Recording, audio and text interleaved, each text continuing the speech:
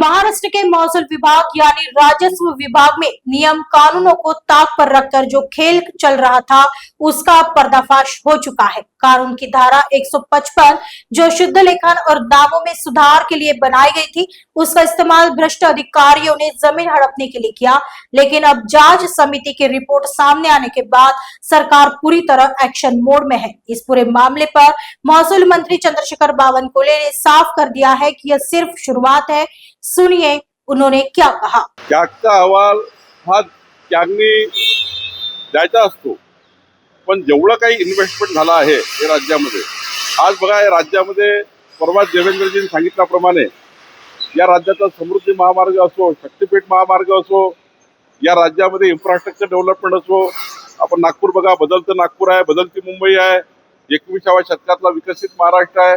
हे जे इन्व्हेस्टमेंट आहे, हे इन्व्हेस्टमेंट म्हणजे पुढचं फ्युचर आहे। तुम्ही जर कर्जाचा डोंगर वाढला चिंता करत बसले, कर्जाच्या डोंगराची चिंता करत बसले तर इन्फ्रास्ट्रक्चर डेव्हलप होणार नाही।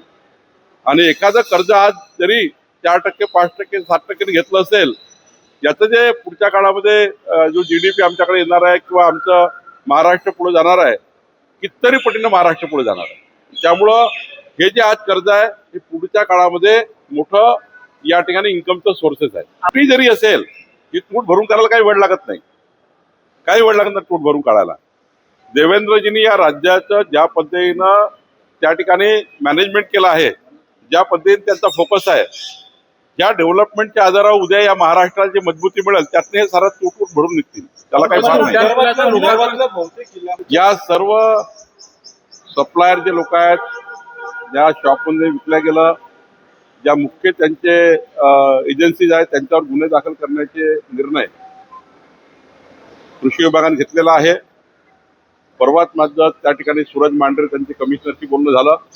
अमरावतीमध्ये बऱ्यापैकी 800, 900, 1000 शेतकऱ्याला फसवलं आहे, अशा अनेक ठिकाणी तक्रारी आल्या आहेत।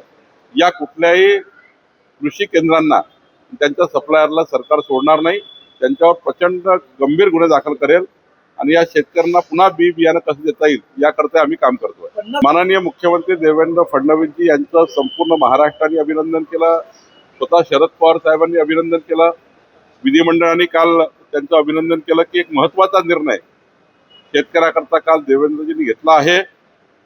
50,000ची अट कमी केल्यामुळे आता सरसकटचा मार्ग मोकळा झाला आहे। निश्चितपणे महाराष्ट्राकरता आनंदाची गोष्ट। मला वाटतं की त्या निमंत्रण पत्रिका काही शासकीय नाहीये, ती पत्रिका वेगळी आहे छापलेली। त्यांना पटलं ते नाव टाकले, त्यांना पटलं ते नाव नाही टाकले, पण ती काही शासकीय पत्रिका नाही, त्यांनी ती खाजगी पत्रिका छापली नाही, त्यावर कारवाई होईल। आमच्या महसूल खातेही छेडछाड केली असेल कोणी, कारवाई करू, त्याच्यात काही प्रश्न नहीं। माननीय पंतप्रधान नरेंद्र मोदी जी ने विकसित भारत का जो संकल्प किया, उसको लेकर पूरे विश्व में एक भारत के प्रति, भारत के दिए हुए संदेश के प्रति बहुत आत्मीयता है। वसुदेव कुटुंबकम के हमारे भारत के विचारों के साथ पूरा विश्व जुड़ रहा है। योगा डे से विश्व जुड़ा हुआ है। तो निश्चित रूप से प्रधानमंत्री जी ने जो कहा है वो हमारे भारतीय के लिए बहुत एक सुकून और आनंद की बात है। निश्चित रूप से पूरा विश्व प्रधानमंत्री जी ने जोड़ने का प्रयास किया है।